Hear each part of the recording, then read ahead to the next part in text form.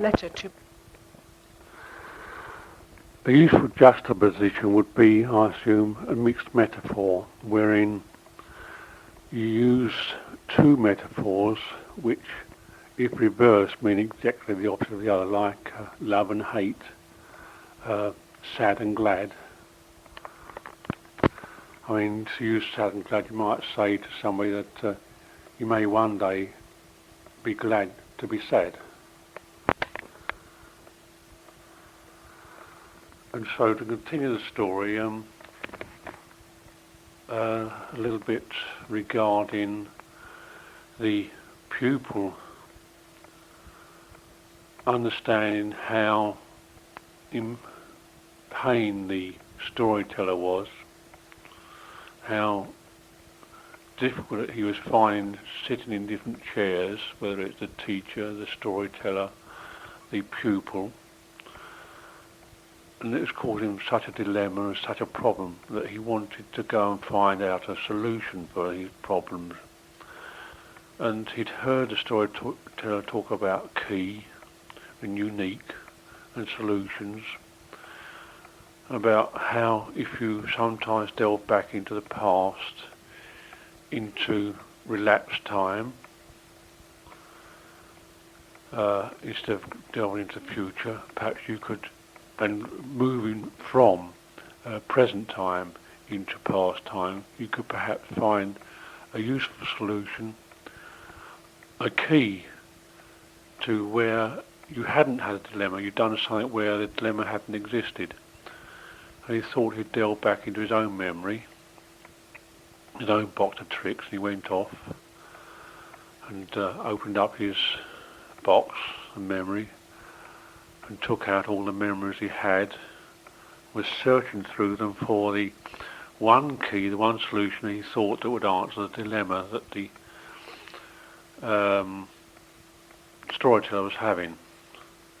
And he felt in some way the storyteller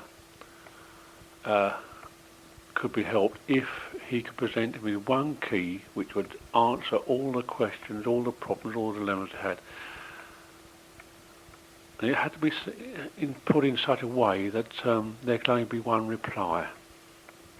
And that was what made it unique. Because there could be loads of keys, loads of questions that he could ask of the storyteller, which could bring different replies. If you do it one way, you may get yes or perhaps no. If you do another, you may get a maybe or a probably or something else. And what he wanted to find out was exactly where the storyteller was and where he was. And he thought if he searched through his memories, he might find that unique key. And he searched through them all. And something stood out when he was looking at the replies that he received from his parents. He'd asked his parents a question about something they'd said to him or something they'd told him to do, and the reply would be, because I said so. And then for his mother it would be, because I'm your mother. And for his father it could also be, because I'm your father and I said you've got to do that. You're only a boy.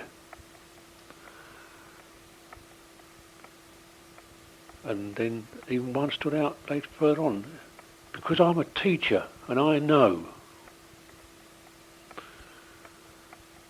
And he looked through these replies, and it occurred to him that every reply had fixed him in a certain position. And every reply had fixed the other person in a certain position. So they knew exactly where they were in relation to each other and to time.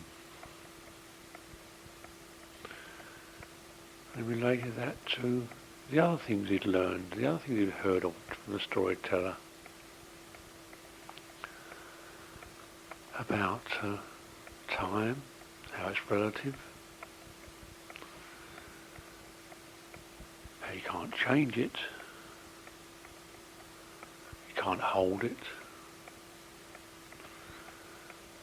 if you do things around it, or do things now which you'd looked at differently in the past, do them differently, perhaps you could give them different meanings.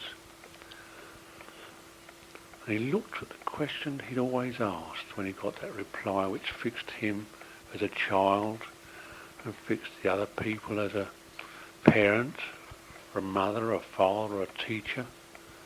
And that one question was, why? He picked it out and looked at it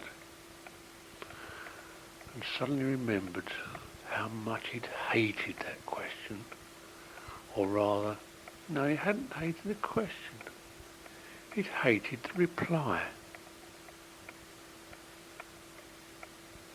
He'd hated the reply. Why had he hated the reply?